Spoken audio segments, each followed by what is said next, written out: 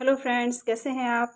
हिंदी साहित्य की इस क्लास में आपका बहुत बहुत स्वागत है, जहां पर हम आचार्य शुक्ल द्वारा लिखित हिंदी साहित्य का इतिहास विस्तार पूर्वक पढ़ रहे हैं। इसमें हम अभी आधुनिक काल की नई काव्यधारा के अंतर्गत छायावाद के कवियों को पढ़ रहे हैं। प्रसाद और पंत जी को हम पढ़ चुके हैं और आज हम पढ़ने वाले हैं निराला जी को और महादेवी जी को। तो फ्रेंड्स, ये हमारा इस पुस्तक का लास्ट वीडियो होगा और इसके पहले के सभी वीडियोस चैनल पर उपलब्ध हैं। अगर आपने नहीं देखे हैं तो चैनल को विजिट करिए और प्लेलिस्ट में जाकर सारे वीडियो आप देख सकते हैं और इससे अपने नोट्स वगैरह भी तैयार कर सकते हैं। तो आइए देखते हैं आगे। फ्रेंड्स, आज हम पढ़ने वाले हैं निराला जी को और महादेवी जी को। हो सकता है वीडियो थोड़ा लंबा हो जाए। आज इस पुस्तक को समाप्त करने का प्रयास करेंगे। बहुत अधिक इन कवियों के विषय में नहीं दिया हुआ है, परंतु जितना दिया हुआ है उसको आइए देखते हैं। श्री सूर्यकांत त्रिपाठी निराला। पहले कहा जा चुका है कि छायावाद ने पहले बंगला की देखा देखी अंग्रेजी ढंग की प्रगीत पद्धति का अनुसरण किया। पहले ये बात छायावाद के विषय में कही जा चुकी है कि पहले बंगला की देखा देखी अंग्रेजी ढंग की प्रगीत पद्धति का अनुसरण किया गया। प्रगीत पद्धति में नाद सौंदर्य की ओर अधिक ध्यान रहने से संगीत तत्व का अधिक समावेश देखा जा सकता है। परिणाम यह होता है कि समन्वित अर्थ की और झुकाव कम हो जाता है। इसमें नाद सौंदर्य की ओर अधिक ध्यान देने से जो कविता का या काव्य का समन्वित प्रभाव होता है वो कम हो जाता है। हमारे यहाँ संगीत राग रागनियों में बंधकर चलता आया है, पर यूरोप में उस्ताद लोग तरह तरह की स्वर लिपियों की अपनी नई नई योजनाओं का कौशल दिखाते हैं। हमारे यहाँ संगीत राग रागनियों में ही बद्ध चला आ रहा था, परंतु यूरोप में उस्ताद तरह तरह की स्वर लिपियों की अपनी नई नई योजनाएं बनाते दिखाई देते हैं, उसमें कौशल अपना वे दिखलाते हैं। जैसे और सब बातों की वैसे ही संगीत के अंग्रेजी ढंग की नकल पहले बंगाल में शुरू हुई। जैसे और सब बातों में अंग्रेजी की नकल जो थी वो पहले बंगाल में शुरू हुई, उसी तरह से संगीत की भी नकल पहले बंगाल में शुरू हुई। पहले बंगाल में ही अंग्रेजी ढंग के संगीत की नकल हुई। इस नए ढंग की ओर निराला जी सबसे अधिक आकर्षित हुए और निराला जी इस नए ढंग की ओर सबसे अधिक आकर्षित हुए और अपने गीतों में उन्होंने उसका पूरा जौहर दिखाया। और जो उनके गीत हैं इसमें उसका पूरा प्रभाव, पूरी कुशलता उन्होंने दिखाई है। संगीत को काव्य के और काव्य को संगीत के अधिक निकट लाने का सबसे अधिक प्रयास निराला जी ने किया है। संगीत को काव्य के और काव्य को संगीत के अधिक निकट लाने का सबसे अधिक प्रयास निराला जी ने किया है। ये बात आचार्य शुक्ल ने कही है और ये कथन के रूप में भी पूछी जा सकती है, तो आप इसको इम्पोर्टेंट लगा लें कि ये बात किस विद्वान द्वारा कही गई है। एक तो खड़ी बोली, दूसरे स्वरों की घटती बढ़ती के साथ मात्राओं का स्वेच्छानुसार विभाग। एक तो खड़ी बोली का इन्होंने प्रयोग किया, दूसरे स्वरों की घटती बढ़ती के साथ मात्राओं का भी इन्होंने स्वेच्छानुसार विभाग किया। अपनी इच्छा के अनुसार इन्होंने मात्राएं घटाई बढ़ाई। गवैयों की जवान को सख्त परेशानी होगी। अब यहाँ पर आचार्य शुक्ल लिखते हैं कि इस प्रकार का प्रयोग होने से गवैयों की जवान को सख्त परेशानी होगी। ये बात निराला जी ने आप महसूस की है और ये बात निराला जी ने स्वयं भी महसूस की है। गीतिका में इनके ऐसे ही गीतों का संग्रह है जिनमें कवि का ध्यान संगीत की ओर अधिक है, अर्थ समन्वय की ओर कम। गीतिका में निराला जी के कैसे गीत हैं जिनमें संगीत की ओर अधिक ध्यान दिया गया है, अर्थ समन्वय की अपेक्षा। उसका समन्वित अर्थ क्या निकल रहा है, क्या उसका समन्वित प्रभाव है काव्य का, उस पर कम ध्यान दिया गया है और पदों में संगीत की ओर अधिक ध्यान दिया गया है। और उसी का उदाहरण यहाँ पर आचार्य शुक्ल ने दिया है। अभरण भर वरण गान, वनवन उपवन उपवन, जागा कवि खुले प्राण, मधुकर निकर कलरव भर। गीत मुखर पिक प्रिय स्वर, मर शर हर के सर झर, मधुपूरित गंध ज्ञान। जहाँ कवि ने अधिक या कुछ पेचीदे अर्थ रखने का प्रयास किया है, वहाँ पद योजना उस अर्थ को दूसरों तक पहुँचाने में प्रायः अशक्त या उदासीन पाई जाती है। जहाँ पर कवि ने कुछ अधिक या कुछ पेचीदे अर्थ रखने का प्रयास काव्य में किया है, वहाँ पर पद योजना का जो अर्थ था, जो अर्थ पाठकों तक पहुँचना चाहिए था, उस प्रकार का अर्थ नहीं पहुँच पाया। अर्थ पहुँचाने में ये पद प्रायः अशक्त या उदासीन थे। गीतिका का यह गीत लीजिए। अब गीतिका का यह गीत इस उदाहरण स्वरूप आचार्य शुक्ल ने दिया है कि जिसमें पाठक तक पहुँचाने में अशक्तता पाई जाती। कौन तम के पार रेख अखिल पल के स्रोत जल जग, गगन घन घन धार गंध व्याकुल कूल उरसर, लहर कच कर कमल मुख पर हर्ष अलिहर स्पर्श सर, गूंज बारंबार रे कह निशा प्रिय उर शयन सुख धन, सार या की असार रे कह। इसमें आई हुई अखिल पल के स्रोत जल जग, हर्ष अलिहर स्पर्श सर, निशा प्रिय उर शयन सुख धन इत्यादि पदावलियों का जो अर्थ कवि को स्वयं समझना पड़ा है, वह उन पदावलियों से जबरदस्ती निकाला जान पड़ता है। जो अर्थ कवि स्वयं इन पंक्तियों का देना चाहता है, वो ऐसा लगता है कि उसने जबरदस्ती निकाला है।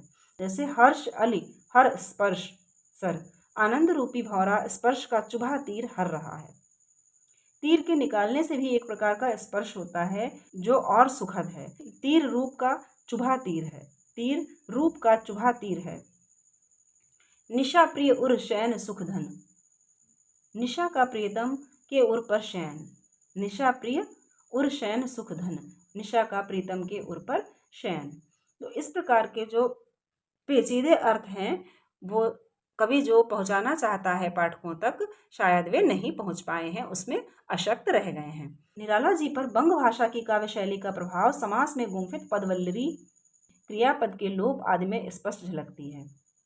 निराला जी पर जो बंग भाषा का प्रभाव है, बंग भाषा की काव्य शैली का जो प्रभाव है, समास में जो गुंफित पदवल्लरी क्रियापद के लोप आदि जहाँ जहाँ पर उन्होंने रखे हैं, उसमें स्पष्ट झलकता है कि ये बंग भाषा का प्रभाव है। लाक्षणिक वैलक्षण्य लाने की प्रवृत्ति इनमें उतनी नहीं पाई जाती जितनी प्रसाद और पंत में। लाक्षणिक वैचित्र, लाक्षणिक वैलक्षण्य यानी विलक्षणता, वैचित्र लाने की प्रवृत्ति निराला जी में उतनी नहीं पाई जाती जितनी प्रसाद और पंत में पाई जाती है। प्रसाद और पंत में लाक्षणिक वैचित्र अधिक है, निराला जी में उतना नहीं है। सबसे अधिक विशेषता आपके पद्यों के चरणों की स्वच्छंद विषमता है। सबसे बड़ी विशेषता क्या है? सबसे अधिक विशेषता आपके पद्यों में चरणों की स्वच्छंद विषमता है। चरणों की जो स्वच्छंद विषमता है, ये निराला जी के पदों की सबसे बड़ी विशेषता है। इनके चरण जो हैं कभी तो लंबे हैं, कभी छोटे हैं। चरण एक बराबर जो एक क्रम से होते हैं, वो क्रम इन्होंने नहीं अपनाया है। कोई चरण बहुत लंबा, कोई बहुत छोटा, कोई मझोला देखकर ही बहुत से लोग रबर छंद, केचुआ छंद आदि कहने लगे थे। अब यहाँ पर आचार्य शुक्ल ने इस बात का भी जवाब रखा है कि निराला जी के जो छंद हैं उनको रबर छंद और केचुआ छंद क्यों कहा गया, क्योंकि इनके चरणों में विषमता थी। कोई चरण बहुत लंबा, कोई बहुत छोटा, कोई मझोला देखकर ही बहुत से लोग इसको रबर छंद और केचुआ छंद आदि कहने लगे थे। तो ये कथन के रूप में भी इम्पॉर्टेंट लाइंस हो सकती हैं कि ये किस विद्वान ने निराला जी के विषय में कहा है। कि कथन तो पता ही चल जाएगा कि किसके लिए कहा गया है, निराला जी के लिए कहा गया है, स्पष्ट है, परंतु किस विद्वान के द्वारा, तो ये शुक्ल जी के द्वारा कहा हुआ कथन है। बेमेल चरणों की विलक्षण आजमाइश इन्होंने सबसे अधिक की है। बेमेल चरणों की जो विलक्षण आजमाइश है, बेमेल चरणों वाले पदों को सबसे अधिक किसने लिखा है, किसने रचा है, तो वे थे निराला जी। इन्होंने इस पर सबसे अधिक प्रयोग किया है।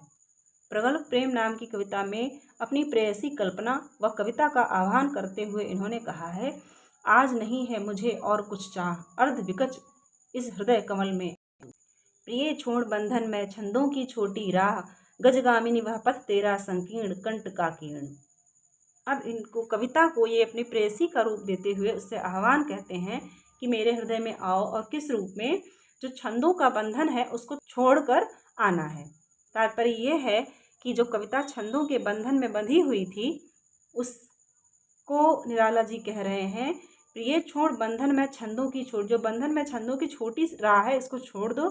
गजगामिनी वह पथ तेरा संकीर्ण, वह जो तुम्हारा पथ है वह संकीर्ण और कंटकाकीर्ण है, कंटकों से पूर्ण है, भरा हुआ है, तो उसको छोड़ दो। इस प्रकार कविता का आह्वान निराला जी करते हैं। बहुवस्तु स्पर्शनी प्रतिभा निराला जी में है। ये आपका बहुत ही इम्पोर्टेंट है और कई बार परीक्षाओं में पूछा जा चुका है कि ये कथन किसका है। बहुवस्तु स्पर्शनी प्रतिभा निराला जी में है और निराला जी के संबंध में ये आचार्य शुक्ल का बहुत ही प्रसिद्ध और इम्पोर्टेंट कथन है। अज्ञात प्रिय की ओर इशारा करने के अतिरिक्त इन्होंने जगत के अनेक प्रस्तुत रूपों और व्यापारों को भी अपनी सरल भावनाओं के रंग में देखा है। अज्ञात प्रियतम की ओर इशारा करने के अतिरिक्त इन्होंने जो जगत के अन्य रूप हैं उन पर भी अपनी दृष्टि डाली है और उसको भी अपनी सरल भावनाओं में पिरोया है। विस्मृत को नींद से जगाने वाले पुरातन के मलिन सांझ खंडहर से वे जिज्ञासा करते, क्या तुम ढीले करते हो भवबंधन नर नारियों के, अथवा हो मलते कलेजा पड़े जरा जीर्ण, निर्निमेष नयनों से बाट जोहते हो तुम मृत्यु की अपनी संतानों से बूंद भर पानी को तरसते हुए। विस्मृत और नींद से जगाने वाले पुरातन के मलिन साज खंडहर जो है उससे इस प्रकार की जिज्ञासा करते हैं। इसी प्रकार दिल्ली नाम की कविता में दिल्ली की भूमि पर दृष्टि डालते हुए क्या यह वही देश है कहकर कवि अतीत की कुछ इतिहास प्रसिद्ध बातों और व्यक्तियों को बड़ी सजीवता के साथ मन में लाता है। दिल्ली नाम की जो कविता है उसमें दिल्ली की भूमि पर दृष्टि डालते हुए उसकी जो इतिहास प्रसिद्ध चीज़ें रही हैं, जो ऐतिहासिक व्यक्ति रहे हैं उससे संबंधित, उनको बड़ी सजीवता के साथ मन में लाते हैं और कहते हैं, निस्तब्ध मीनार मौन है मकबरे, भय में आशा को जहाँ मिलते थे समाचार, टपक पड़ता था जहाँ आंसुओं में सच्चा प्यार। ये कहते हैं दिल्ली के लिए। यमुना को देखकर प्रतिभिज्ञा का जहाँ उदय हम इस रूप में पाते हैं, मधुकर मलय में यहीं गूंजी थी एक वह जो तान, कृष्ण घन अलक में कितने प्रेमियों का यहाँ पुलक समाया था।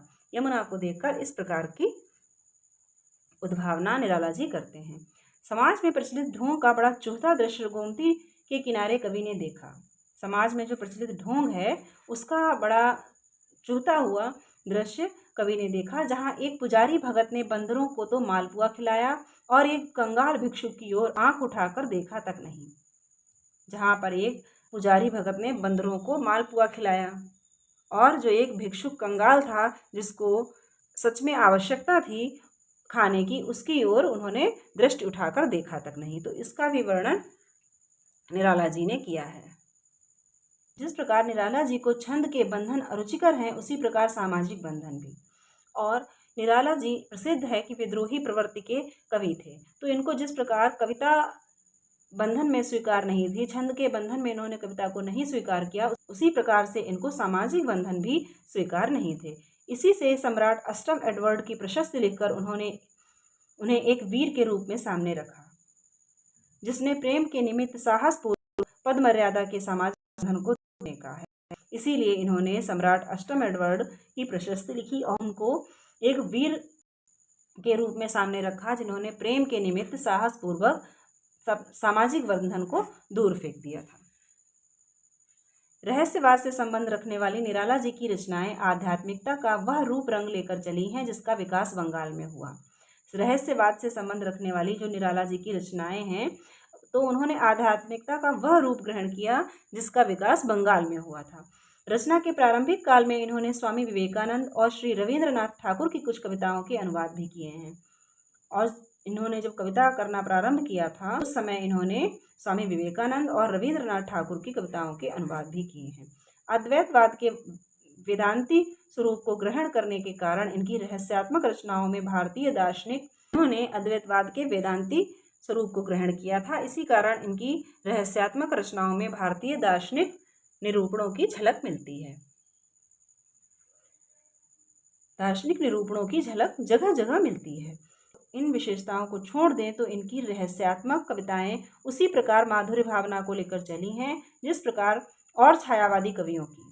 अगर इतनी जो इनकी विशेषताएं हैं, एक तो छंदबद्ध कविता इनको स्वीकार नहीं थी, इसको इन्होंने छंदों के बंधन से मुक्त किया, और दूसरा सामाजिक विद्रोह भी इनकी कविता में था, और इसके साथ साथ जो जगत के अन्य जो वस्तु व्यापार थे उन पर भी दृष्टि निराला जी ने डाली है। इन सब अगर इनकी विशेषताओं को छोड़ दिया जाए तो इनकी कविताएं उसी प्रकार की छायावादी माधुर्य भाव से पूर्ण कविताएं हैं जिस प्रकार अन्य छायावादी कवियों की कविताएं थीं। रेखा नाम की कविता में कवि ने प्रथम प्रेम के उदय का जो वर्णन किया है वह सर्वत्र एक ही चेतन सत्ता की अनुभूति के रूप में सामने आता है। इनकी रेखा नाम की जो कविता है उसमें इन्होंने प्रथम प्रेम के उदय का जो वर्णन किया है वह सर्वत्र एक ही चेतन सत्ता की अनुभूति को दर्शाता है, अनुभूति के रूप में सामने आता है। इनकी अपनी कुछ अलग विशेषताएं थीं, उनको यदि छोड़ दिया जाए तो इन्होंने अन्य छायावादी कवियों की भांति माधुर्यपूर्ण रचनाएं की हैं। यौवन के तीर पर प्रथम था आया जब स्रोत सौंदर्य का, वीचियों कलरव सुख चुंबित प्रणय का था मधुर आकर्षण में, मज्जना वेद मृद फूटता सागर में, सब कुछ तो था असार अस्तु वह प्यार, सब चेतन जो देखता स्पर्श में अनुभव रोमांच, हर्ष रूप में परिचय खींचा उसी ने था हृदय यह, जड़ों में चेतन गतिकर्षण मिलता कहाँ। तो जिस प्रकार इन्होंने ये प्रथम प्रेम जो उदय होता है उसका जो वर्णन किया है, तो एक ही जो चेतन सत्ता है उसकी अनुभूति के रूप में ये सामने आया है, हुआ है। तुलसीदास निराला जी की एक बड़ी रचना है जो अधिकांश अंतर्मुख प्रबंध के रूप में है। ये एक अंतर्मुख प्रबंध, एक प्रबंध काव्य के रूप में रचा गया काव्य है। इस ग्रंथ में कवि ने जिस परिस्थिति में गोस्वामी जी उत्पन्न हुए उसका बहुत ही चटकीला और रंगीन वर्णन करके चित्रकूट की प्राकृतिक छटा के बीच किस प्रकार उन्हें आनंदमय सत्ता का बोध हुआ और नवजीवन प्रदान करने वाली गान की दिव्य प्रेरणा हुई, उसकी अंतर्वृत्ति के आंदोलन के रूप में वर्णन किया है। तुलसीदास नामक रचना में निराला जी ने क्या वर्णित किया है, वहां पर इन्होंने गोस्वामी जी जिस परिस्थिति में उत्पन्न हुए थे वो परिस्थिति का बहुत ही सुंदर वर्णन किया है। इसके अतिरिक्त चित्रकूट की जो प्राकृतिक छटा थी और उसके बीच तुलसीदास जी को जो आनंदमय सत्ता की अनुभूति हुई थी, तत्पश्चात उन्होंने गायन प्रारंभ किया। जो गायन की उनको दिव्य प्रेरणा मिली थी उसका वर्णन निराला जी ने तुलसीदास नामक रचना में किया है। भविष्य का सुख स्वप्न आधुनिक यूरोपीय साहित्य की एक रूढ़ि है। जगत की जीर्ण भविष्य का सुख आधुनिक यूरोपीय साहित्य की एक रूढ़ि है। जगत की जीर्ण और प्राचीन व्यवस्था के स्थान पर नूतन सुखमय व्यवस्था के निकट होने के आभास का वर्णन निराला जी का उद्बोधन नाम की कविता में मिलता है। अब यहाँ पर निराला जी की जो कविताएं हैं उनके विषय क्या रहे हैं, जैसे रेखा नामक कविता में प्रथम प्रेम का वर्णन है। तुलसीदास में जो वर्णित विषय है वो क्या क्या है वो यहाँ पर दिया हुआ है, तो ये सभी इम्पोर्टेंट हैं। उद्बोधन नामक जो निराला जी की कविता है इसमें इन्होंने प्राचीन व्यवस्था के स्थान पर नूतन सुखमय व्यवस्था के निकट होने का आभास दिया है। ये किसमें है, ये इनकी उद्बोधन नाम की कविता में मिलता है। इसी प्रकार श्रमजीवियों के कष्टों की सहानुभूति लिए हुए जो लोक हितवाद का आंदोलन चला है उस पर भी निराला जी की दृष्टि गई है। श्रमजीवियों को कष्टों के प्रति जो सहानुभूति थी उसके लिए जो लोक हितवाद का आंदोलन चला था उस पर भी इनकी दृष्टि गई। तब इन्होंने लिखा वह तोड़ती पत्थर देखा मैंने उसे इलाहाबाद के पथ पर, उससे द्रवित होकर निराला जी ने ये लिखा। इस प्रकार की रचनाओं में भाषा बोलचाल की पाई जाती है, पर निराला जी की भाषा अधिकतर संस्कृत की तत्सम पदावली में जड़ी हुई होती है, जिसका नमूना राम की शक्ति पूजा में मिलता है। अब भाषा के विषय में आचार्य शुक्ल क्या लिखते हैं, निराला जी की भाषा अधिकतर संस्कृत की तत्सम पदावली में जड़ी हुई होती है, जिसका नमूना राम की शक्ति पूजा में मिलता है। इनकी अधिकतर, सभी नहीं, अधिकतर जो भाषा है वो संस्कृत की तत्सम पदावली में होती है, जिसका उदाहरण हमें राम की शक्ति पूजा में देखने को मिलता है। लेकिन जो समाज से इन्होंने चित्र उठाए हैं, जो सामाजिक विषमता के चित्र हैं, उसमें इन्होंने बोलचाल की साधारण भाषा का ही प्रयोग किया है, जिस प्रकार इस कविता में। जैसा पहले कह चुके हैं, इनकी भाषा में व्यवस्था की कमी प्रायः रहती है, जिसमें अर्थ या भाव व्यक्त करने में वह कहीं कहीं बहुत ढीली पड़ जाती है। जैसा कि पहले आचार्य शुक्ल ने कहा है, इनकी भाषा में व्यवस्था की कमी रहती है, जिससे कि जो अर्थ जाना चाहिए वो नहीं जा पाता है पाठकों तक। तो आचार्य शुक्ल ने निराला जी के विषय में अपनी पुस्तक में यहीं तक वर्णित किया है। अब आइए देखते हैं श्रीमती महादेवी वर्मा जी को। छायावादी कहे जाने वाले कवियों में महादेवी जी ही रहस्यवाद के भीतर रही हैं। अब ये आचार्य शुक्ल का बहुत ही इम्पोर्टेंट कथन है कि उन्होंने छायावाद के भीतर रहस्यवादी, ठीक ठीक रहस्यवादी किसे माना है, तो ये माना है इन्होंने महादेवी जी को। तो ये इम्पोर्टेंट है, इसको आप नोट कर सकते हैं। आचार्य शुक्ल ने रहस्यवादी कविता किसकी स्वीकारी है छायावाद में, तो वो उन्होंने केवल महादेवी जी की स्वीकारी है। उस अज्ञात प्रियतम के लिए वेदना ही इनके हृदय का भाव केंद्र है, जिससे अनेक प्रकार की भावनाएं छूट छूट कर झलक मारती रहती हैं। और इनकी जो हृदय का केंद्र भाव क्या है, वो है अज्ञात प्रियतम के लिए वेदना, और इसी से इनकी जो अनेक प्रकार की भावनाएं हैं वो छूट छूट कर झलक मारती रहती हैं। इसी से अनेक प्रकार की भावनाओं का जन्म होता है, परंतु केंद्रीय भाव यही है। वेदना से इन्होंने अपना स्वाभाविक प्रेम व्यक्त किया है और वेदना से इन्होंने अपना स्वाभाविक प्रेम बताया है। उसी के साथ वे रहना चाहती हैं, उसके आगे मिलन सुख को भी वे कुछ नहीं गिनती। अब वेदना इनको इतनी प्रिय है कि उसके आगे वे मिलन सुख को भी नहीं गिनती। वे कहती हैं, मिलन का मत नाम ले, मैं विरह में चिर हूँ। तो जब ये पंक्ति कहती हैं तो इससे जान पड़ता है कि वेदना से इनका स्वाभाविक प्रेम है। इस वेदना को लेकर इन्होंने हृदय की ऐसी अनुभूतियां सामने रखी हैं जो लोकोत्तर हैं, अर्थात लोक से इतर हैं, लोक में न पाई जाने वाली, जिसको आप कह सकते हैं अद्भुत हैं।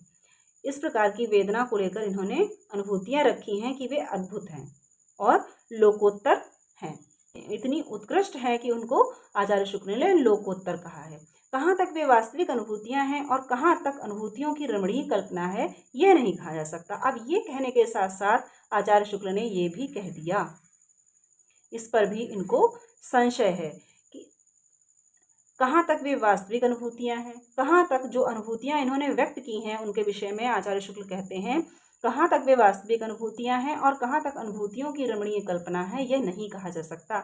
और ये कथन के रूप में भी इम्पोर्टेंट है कि ये किस विद्वान द्वारा कहा गया कथन है। एक पक्ष में अनंत सुषमा, दूसरे पक्ष में अपार वेदना, विश्व के छोर हैं जिनके बीच उनकी अभिव्यक्ति होती है। एक पक्ष में अनंत सुषमा है, दूसरे पक्ष में अपार वेदना है।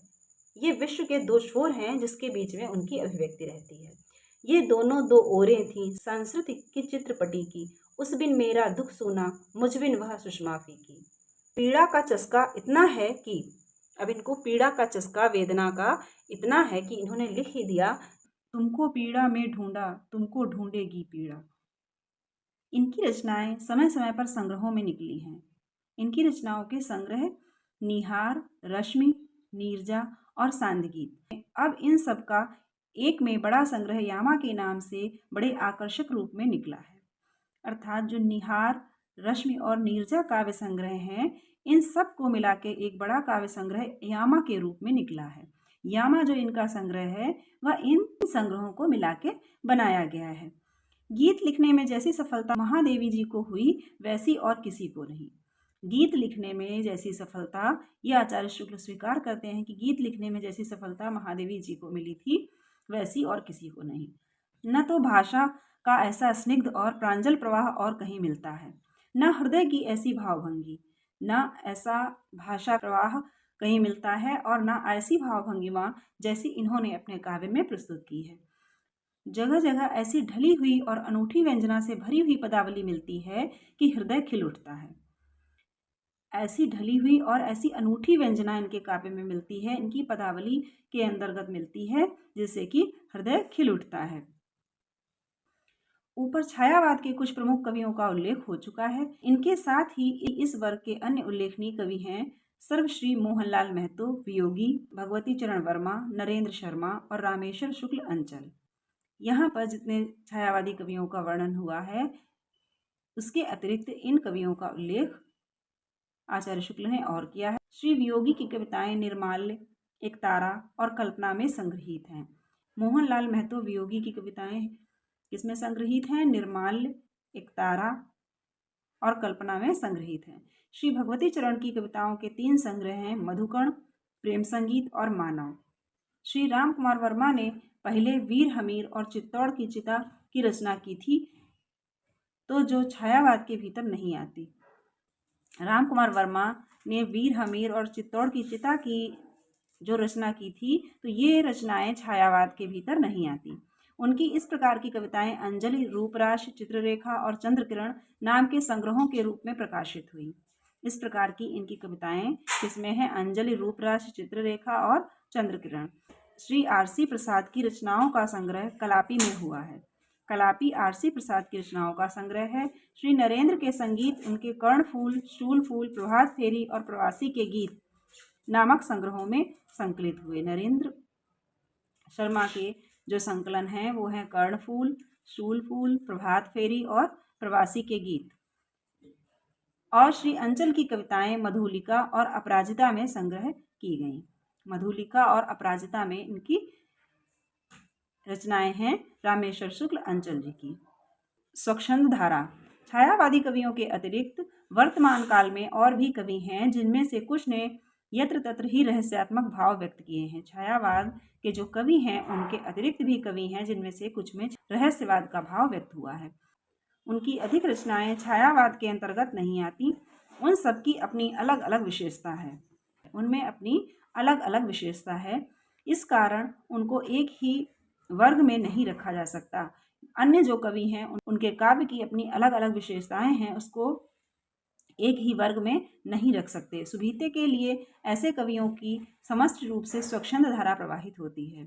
सुविधा के लिए ऐसे कवियों में जिनमें समस्त रूप से स्वच्छंद धारा प्रवाहित होती है, इन कवियों में जो स्वच्छंद धारा के कवि हैं, इन कवियों में पंडित माखनलाल चतुर्वेदी, जिनको एक भारतीय आत्मा भी कहा गया है, श्री सियाराम शरण गुप्त, पंडित बालकृष्ण शर्मा नवीन, श्रीमती सुभद्रा कुमारी चौहान, श्री हरिवंश राय बच्चन, श्री रामधारी सिंह दिनकर, ठाकुर गुरुभक्त सिंह और पंडित उदय शंकर भट्ट, ये स्वच्छंद धारा के कवियों के अंतर्गत आते हैं। चतुर्वेदी जी की कविताएं अभी तक अलग पुस्तक के रूप में प्रकाशित नहीं हुई हैं। चतुर्वेदी जी की रचनाएं अलग पुस्तक के रूप में प्रकाशित नहीं हुई हैं। माखनलाल चतुर्वेदी जी की कविताएं अभी अलग पुस्तक में संकलित या प्रकाशित नहीं हुई थी उस समय तक। त्रिधारा नाम का जो संकलन है उसमें ही केशव प्रसाद पाठक, श्रीमती सुभद्रा कुमारी चौहान और इन्हीं के साथ ही चतुर्वेदी जी की, माखनलाल चतुर्वेदी जी की भी कुछ प्रसिद्ध कविताएं उद्धृत की गई हैं। तो त्रिधारा नामक संकलन में केशव प्रसाद पाठक, सुभद्रा कुमारी चौहान और माखनलाल चतुर्वेदी जी की रचनाएं हैं। इस संग्रह में इन तीनों कवियों की रचनाएं हैं। ये केवल सुभद्रा कुमारी चौहान की रचनाओं का संकलन नहीं है, इसमें इन तीनों की कविताएं संकलित हैं। सियाराम शरण गुप्त ने आरंभ में मौर्य विजय खंड काव्य लिखा था। उनकी कविताओं के ये संग्रह प्रसिद्ध हैं। प्रारंभिक इनका खंड काव्य है मौर्य विजय। उसके बाद इनकी कविताओं के संग्रह हैं दूरबादल, विषाद, आर्द्रा, पाथेय और मृण्मयी, आत्मोत्सर्ग, अनाथ और बापू उनके अन्य काव्य संग्रह हैं। तो ये सभी काव्य संग्रह सियाराम शरण गुप्त जी के हैं। श्री नवीन ने उर्मिला के संबंध में एक काव्य लिखा जिसका कुछ अंश अस्तंगत प्रभा पत्रिका में प्रकाशित हुआ था। उर्मिला के संबंध में बालकृष्ण शर्मा नवीन ने एक काव्य लिखा था जो प्रभा पत्रिका में प्रकाशित हुआ था। उनकी फुटकल कविताओं का संग्रह कुमकुम नाम से छपा और उनकी जो फुटकल कविताएं हैं वो संग्रह कुमकुम नाम से प्रकाशित हुआ था। श्रीमती सुभद्रा कुमारी चौहान की कुछ कविताएं, जैसा कहा जा चुका है, त्रिधारा में संकलित हैं। मुकुल उनकी शेष कविताओं का संग्रह है। मुकुल उनकी शेष कविताओं का संग्रह है। इनकी कुछ कविताएं, जैसा कि भी कहा जा चुका है, त्रिधारा में संकलित हैं और बाकी कविताओं का संकलन है मुकुल। श्री बच्चन ने खयाम की मधुशाला में उमर खयाम की कविताओं का अंग्रेजी के प्रसिद्ध कवि फिट्जराल्ड कृत अंग्रेजी अनुवाद के आधार पर अनुवाद किया। श्री बच्चन जी ने उमर खयाम की कविताओं का अंग्रेजी के प्रसिद्ध कवि फिट्जराल्ड कृत अंग्रेजी अनुवाद जो इन्होंने किया है उसके आधार पर अनुवाद किया है। खयाम की कविताओं का अंग्रेजी अनुवाद फिट्जराल्ड ने किया है, उसी का अनुवाद श्री बच्चन जी ने किया था। उनकी स्वतंत्र रचनाओं के कई संग्रह निकल चुके हैं, जैसे तेरा हार, एकांत संगीत, मधुबाला, मधुशाला और निशा निमंत्रण आदि। इसके अतिरिक्त हरिवंश राय बच्चन की जो स्वतंत्र रचनाएं हैं, इस अनुवाद के अतिरिक्त उनके भी कई संग्रह निकल चुके हैं, जैसे तेरा हार, एकांत संगीत, मधुबाला, मधुशाला, निशा निमंत्रण आदि। श्री दिनकर की पहली रचना है प्रणभंग। श्री दिनकर की पहली रचना कौन सी है? प्रणभंग। ये प्रबंध काव्य है। आचार्य शुक्ल ने माना है कि यह इनकी पहली रचना है और ये एक प्रबंध काव्य है। अभी उनके गीतों और कविताओं के 2 संग्रह प्रकाशित हुए। अभी अर्थात उस समय जब आचार्य शुक्ल ये लिख रहे थे तब इनके 2 संग्रह प्रकाशित हुए थे। कौन कौन से? रेणुका और खूंखार। ठाकुर गुरुभक्त सिंह की सबसे प्रसिद्ध और श्रेष्ठ कृति नूरजहां प्रबंध काव्य है। ठाकुर गुरुभक्त सिंह की सबसे श्रेष्ठ कृति नूरजहां है। ये एक प्रबंध काव्य है। उनकी कविताओं के कई संग्रह भी निकल चुके हैं। उनमें सरस सुमन, कुसुम कुंज, वंशी ध्वनि और वनश्री प्रसिद्ध हैं। ठाकुर गुरुभक्त सिंह की रचनाओं के कविताओं के सरस सुमन, कुसुम कुंज, वंशी ध्वनि और वनश्री प्रसिद्ध हैं। पंडित उदय शंकर भट्ट ने तक्षशिला और मानसी काव्यों के अतिरिक्त विविध कविताएं भी लिखी हैं। पंडित उदय शंकर भट्ट ने तक्षशिला और मानसी ये इनके काव्य हैं। इसके अतिरिक्त इन्होंने अन्य कविताएं भी लिखी हैं जो राका और विसर्जन में संकलित हैं। इनकी अन्य कविताएं राका और विसर्जन में संकलित हैं। तो ये उदय शंकर भट्ट जी की जो कविताएं हैं उनके संकलन हैं। इस प्रकार वर्तमान हिंदी कविता का प्रवाह अनेक धाराओं में होकर चल रहा है। तो आचार्य शुक्ल ने कहा है कि इसी प्रकार ये कवि उस समय रचना कर रहे थे, लिख रहे थे। इसी प्रकार वर्तमान अर्थात तत्कालीन समय में हिंदी कविता का प्रवाह अनेक धाराओं में होकर चल रहा था। उसे किसी एक वर्ग में हम नहीं रख सकते। तो आचार्य शुक्ल की पुस्तक यही समाप्त होती है। छायावादी कवियों और स्वच्छंद धारा के विषय में आचार्य शुक्ल ने यहीं तक कहा है। उम्मीद करती हूँ इस पुस्तक के वीडियोस आपको पसंद आए होंगे। आपको नोट्स बनाने में, अपना अध्ययन करने में इससे कुछ मदद मिली होगी। इस पुस्तक के सभी वीडियो चैनल पर उपलब्ध हैं। अगर आपने नहीं देखे हैं तो जाकर देख सकते हैं और अपना अध्ययन करने के साथ साथ नोट्स वगैरह भी बना सकते हैं। आज ये पुस्तक यही समाप्त होती है, परंतु इसके अतिरिक्त भी हिंदी साहित्य से संबंधित वीडियोस आते रहेंगे। हिंदी साहित्य से संबंधित अभ्यास प्रश्न आदि के वीडियोस आते रहेंगे। तो बने रहें चैनल के साथ और मिलते हैं अगले वीडियो में। तब तक के लिए स्वस्थ रहिए और मन लगाकर पढ़ते रहिए।